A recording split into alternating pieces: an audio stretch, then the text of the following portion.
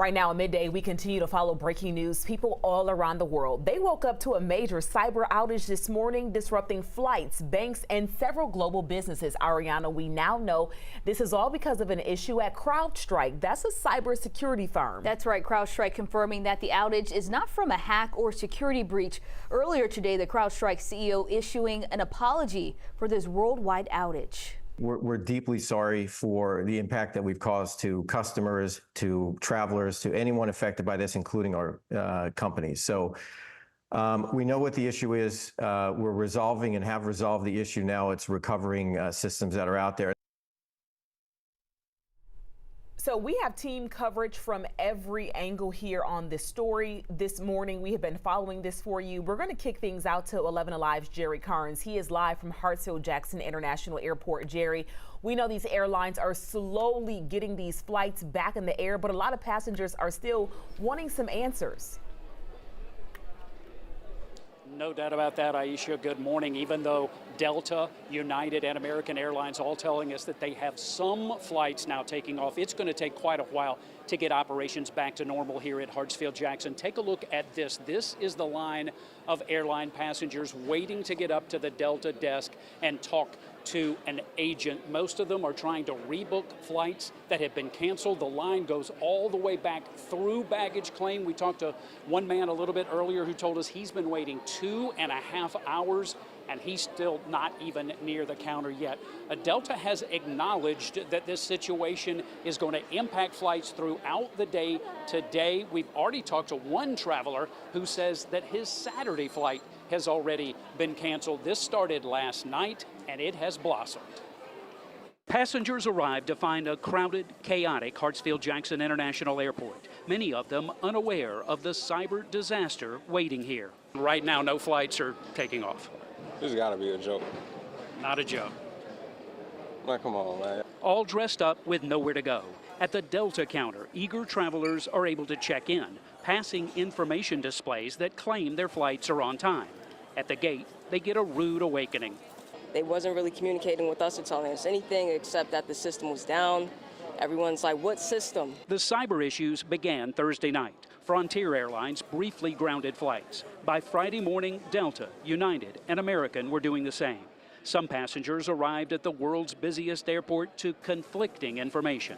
My husband's ticket, when we tried to scan, said cancel, but the board says that we're on time, so I'm just going to believe that they're going to be able to correct that problem. An exhausting situation for everyone.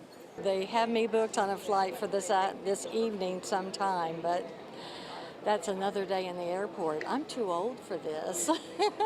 A sight rarely seen at Hartsfield-Jackson International Airport, one these travelers hope they never see again.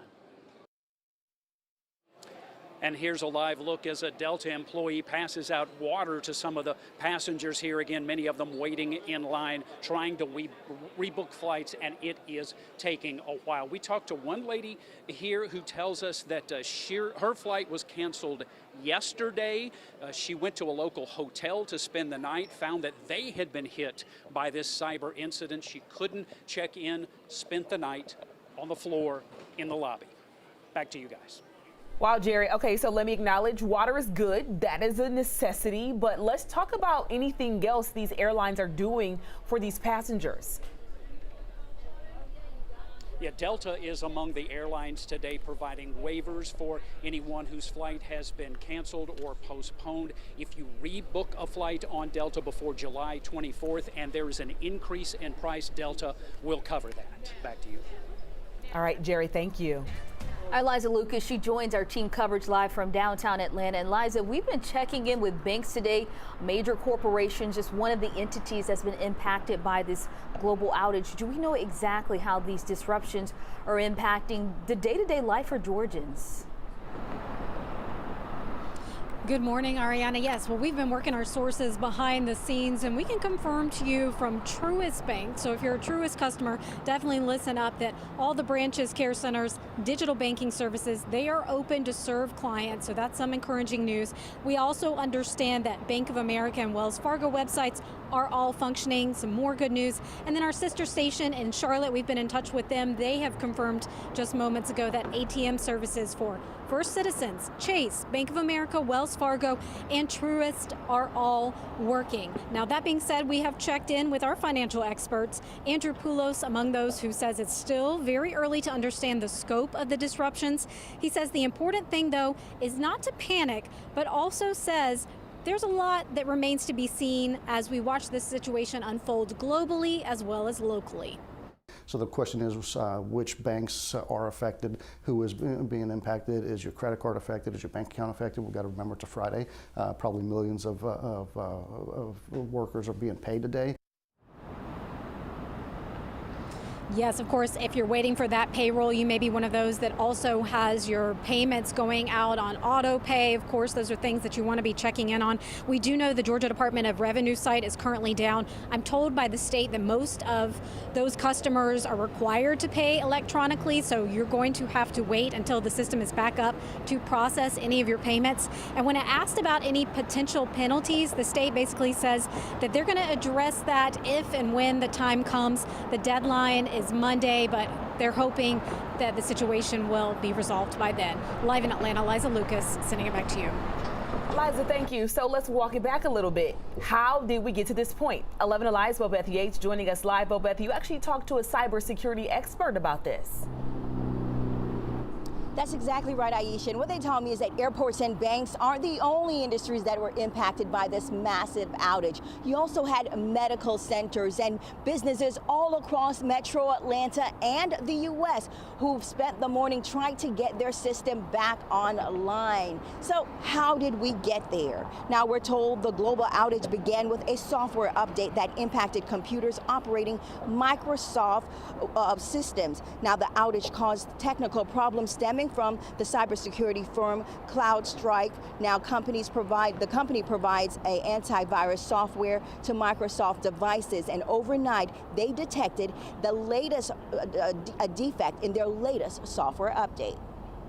It was a failure on their part to, adequately go through the testing to make sure that when they deployed this security patch, that it worked on the Macs, the Linux, and the Windows applications. And so this was a failure, it looks like, on making sure that it was working on the Windows deployment. It's just doing, I think, more thorough testing before you would release a global patch to your software updates. Now, since learning of the problem, CrowdStrike has employed a patch. They're also telling people to restart their computers in safe mode to help get around the problem.